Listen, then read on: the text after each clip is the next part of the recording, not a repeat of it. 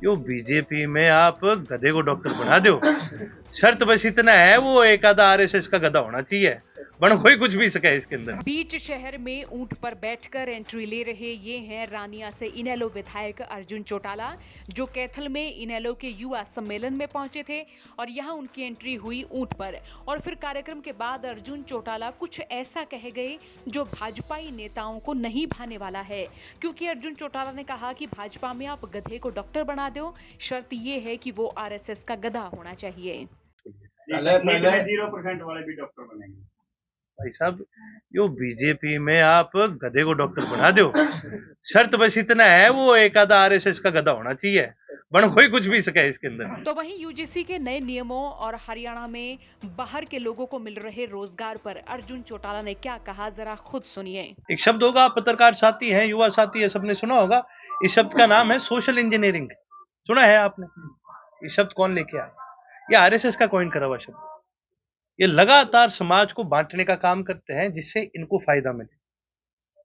36 बनाम 1 का नारा किसने लगाया? भाजपा ने लगाया। लगातार किसानों को दबाने का काम किसने करा? भाजपा ने करा। लगातार समाज को अलग अलग वर्गों में बांट के, कभी किसी कैटेगरी में कभी किसी कैटेगरी में, किसने करा? ये भाजपा ने करा।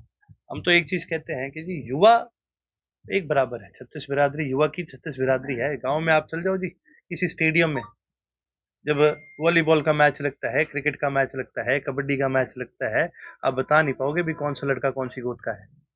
लेकिन ये बीजेपी वाले से पूछ दोगे ना, 2 मिनट में बता देंगे। ये फर्क है। इन्होंने केवल और केवल समाज को बांटने का काम करा है। अपनी नीतियों के तहत भी इन्होंने समाज को बांटने का काम। बगावत के स्वरूप में यूजीसी के खिलाफ ही विजेंद्र योगेश्वर बीजेपी में ही बगावत करने की तैयारी कर रही हैं, कमेंट्स भी चल रही हैं उनका। देखिए जी, ये इनके संगठन का मामला है। बगावत तो होगी जब आप गलत फैसले लोगे। तो यदि कोई सही आदमी है तो वो उसके खिलाफ ही जाएगा। और रही बात मनरेगा को जी राम जी करने का, तो देखिए जी, मेरे को जहां तक लगता है इन्होंने एक बार राम खिलवाना था। हम कह देंगे यार, ये इसी बात में खुश हो जाते हैं कि जी देखो जी, हमने राम जी का नाम ले लिया। आप सबसे बड़ी ये चीज देखो कि 60% फंडिंग जो है इसकी खत्म कर दी है। अब मैं आपसे एक सीधा सीधा थोड़ी सी गणित की बात करते हैं हम दोनों। हर चीज में कटौती करी गई है। भाई, बुजुर्गों को पेंशन दी जाती है तो उसमें शर्तें लगाई गई।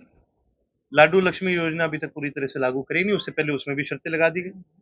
बुजुर्गों की पेंशन के अंदर, आपके गैस के सिलेंडर में, तमाम सरकार जितनी भी सब्सिडियां देती है सबके अंदर कटौतियां लगाई गई है। और अब जी राम जी में भी 60% की लगा दी। सेंटर नहीं देगी पैसे, भाई कहीं पैसे दे ही नहीं रहे, कर्जा बढ़ रहा है। हैरानी इस बात की होती है कि अगले साल तक भी हम 3.5 लाख, इस बजट तक हम 3.5 लाख करोड़ के कर्जे में चले जाएंगे। भाई किसी को पैसा दे नहीं रहे, किसी को मुआवजे का पैसा नहीं दे रहे, किसी को कोई सुविधा का पैसा नहीं दे रहे। जी राम जी ने तो बिल्कुल ही बेड़ा गर्क कर दिया है, क्योंकि सबसे बड़ी चीज जो हमारे मजदूर को एक बड़ी ताकत मिला करती थी, ग्राम की पंचायतों को एक बड़ी ताकत मिला करती थी काम कराने की, वो मनरेगा थी। उसको कमजोर कर दिया आपने। इसके पश्चात आज प्रदेश के अंदर पता नहीं कितने ऐसे पोस्ट हैं जो खाली पड़ी है, रोजगार भी नहीं है। हमने सवाल लगाया था जी विधानसभा के अंदर। पुलिस महकमे में 23,000 से ज्यादा पोस्ट खाली है। चिकित्सा महकमे में 11,000 से ज्यादा पोस्ट खाली है।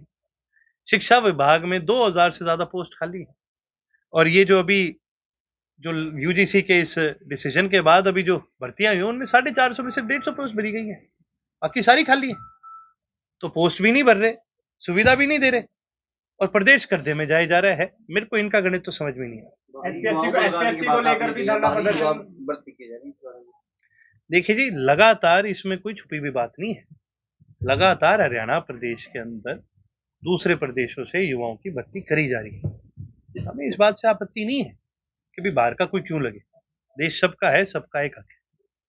हमें आपत्ति तब होती है जब हमारे प्रदेश में उतने ही काबिल, उतने ही पढ़े लिखे, और कई केसेस में मैं कहूंगा उनसे ज्यादा काबिल हमारे पास युवा हैं। इन्होंने पीएचडी कर रखी है, एमए कर रखी है, डबल एमए कर रखी है, बीएड एमएड कर रखी, इतने काबिल हमारे युवा हैं। आज आप किसी कॉलेज के बाहर चले जाओ, आपको पढ़ते हुए बच्चे मिलेंगे। जब हमारे पास इतने काबिल बच्चे हैं, फिर भी हमारे बच्चे क्यों नहीं लग रहे, मेरे को ये चीज समझ में नहीं आई। तो वही इनेलो के युवा सम्मेलन के बाद अर्जुन चौटाला ने जो कहा वो जाहिर तौर पर सियासी गलियारे में खलबली मचाने वाला तो जरूर है, लेकिन अब देखना होगा किस नेता की ओर से अर्जुन चौटाला के बयान पर क्या प्रतिक्रिया आती है। आपका क्या सोचना है कमेंट बॉक्स में राय लिखे। कैथल से वीरेंद्र पुरी के साथ ब्यूरो रिपोर्ट हरियाणा तक।